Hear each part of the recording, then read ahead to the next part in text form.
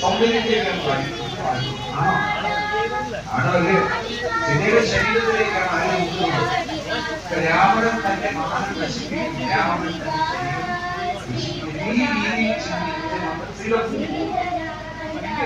സീതയുടെ മാനസികാവസ്ഥ